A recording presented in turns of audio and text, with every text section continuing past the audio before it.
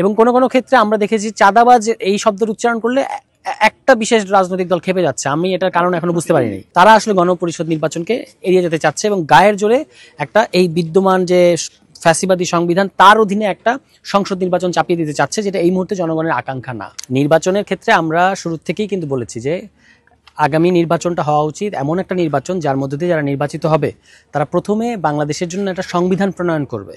এর মানে হচ্ছে যে আপনাকে একটা গণপরিষদ নির্বাচন করতে হবে, এটাও কিন্তু একটা নির্বাচন। এই যে আমাদের বিরুদ্ধে বলা হচ্ছে আমরা নির্বাচন চাই না, এটা খুবই ভুয়া একটা কথা। বরং আমরা বলতে পারি যে যারা নতুন সংবিধান, নতুন গণতান্ত্রিক সংবিধান, গণতান্ত্রিক আইন কানুনকে ভয় পায় তারা আসলে গণপরিষদ নির্বাচনকে এড়িয়ে যেতে চাচ্ছে এবং গায়ের জোরে একটা এই বিদ্যমান যে ফ্যাসিবাদী সংবিধান তার অধীনে একটা সংসদ নির্বাচন চাপিয়ে দিতে চাচ্ছে, যেটা এই মুহূর্তে জনগণের আকাঙ্ক্ষা না।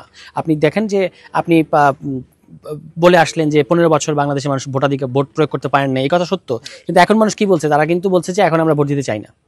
আপনি যদি সৎসাহস থাকে এখনই একটা গণভোটের আয়োজন করেন এবং দেখেন যে মানুষ বলবে যে আমরা এই মুহূর্তে ভোট দিতে চাই না, নির্বাচন চাই না, আমরা চাই যে আগে বাংলাদেশের শাসন করার যে নিয়ম সেটা ঠিক হোক। সেটাই হলো আপনার সংবিধান, সেটাই হচ্ছে গণপরিষদ নির্বাচন। তো আমি আগেও প্রশ্ন করেছি, এখনো করছি, যারা মনে করছেন যে সংসদ নির্বাচন হলে আপনারা সংখ্যাগরিষ্ঠতা পাবেন, আপনাদের গণপরিষদ নির্বাচনের ভয়টা কোথায়? মানে এটা সারা দেশের চিত্র এবং এটা আমি এখানেও দেখেছি যে বিভিন্ন ধরনের অপকর্মের সাথে একটা বিশেষ দলের লোকজনের নাম চলে আসছে প্রায়ই। এবং কোনো ক্ষেত্রে আমরা দেখেছি চাঁদাবাজ এই শব্দের উচ্চারণ করলে একটা বিশেষ রাজনৈতিক দল খেপে যাচ্ছে। আমি এটার কারণ এখনো বুঝতে পারিনি। কিংবা আমি যখন বলছি যে মাদক নির্মূল করতে হবে তখন থ্রেট দেওয়া হচ্ছে যে আমরা দেখে নেওয়া হবে। মাদক নির্মূল করতে চাইলে কেন একটা বিশেষ রাজনৈতিক দল তারা কেন ক্ষিপ্ত হবে, এটা তো আমাদের বোধগম্য না। এবং অন্যান্য জায়গায় আপনারা জানেন এই নরসিংদী বা এই বিশেষত পলাশে বা সদর এবং পলাশী, নরসিংদী 1 এবং 2, এখানে যত ধরনের গত 7-8 মাসে যত ধরনের গুঞ্জন আছে চাঁদাবাজির কিংবা দখলের কিংবা মাদকের কিংবা টেন্ডারবাজির, এই যে বালু দখল, বালু উত্তোলন, অবৈধভাবে মাটি কেটে ফেলা, যত ধরনের অপকর্ম আছে কাদের কাদের নাম আসছে এগুলো আপনারা যেহেতু সাংবাদিক আপনারা আমাদের চেয়ে ভালো জানেন। আমরা এটা কৌশলগত কারণে অনেক সময় বলি না, অনেকগুলো ব্যাপার থাকে, কিন্তু আপনারা তো জানেন। ফলে আমরা বলছি যে 5 আগস্টের পরে যারা আওয়ামী লীগ হওয়ার চেষ্টা করছে এটা কিন্তু আবার আপনি গণঅভ্যুত্থানের বিরুদ্ধে একটা প্রতিবিপ্লব করার মতো, এইটার বাংলাদেশের জনগণ মেনে নেবে না। ফর দ্য টাইম বিং আপনি সফল হবেন কিন্তু আলটিমেটলি আপনি সফল হবেন না। ফলে যারা এই ধরনের রাজনীতি করছে আমরা মনে করি যে এখানে যিনি বিএনপির সংসদ সদস্য প্রার্থী বা যিনি আগে সংসদ সদস্য ছিলেন তিনি একজন অত্যন্ত সম্মানিত ব্যক্তি বৈশ্বিক পর্যায়ে এবং বাংলাদেশেও, তার নামে যারা এখানে অপকর্ম করে বেড়াচ্ছে তার জন্য ক্ষতির কারণ হচ্ছে। আমরা আহ্বান জানাবো যে আপনারা এই রাজনীতি থেকে সরে আসেন এবং আমাদেরকে আসলে হুমকি দিয়ে লাভ নাই। আমাদেরকে শেখ হাসিনাও হুমকি দিয়েছে অনেক, কিন্তু সেটাতে খুব বেশি সুবিধা করতে পারে নাই। আমরা কিন্তু সারা দেশের বিবেচনা করে রাজনীতি করেছি।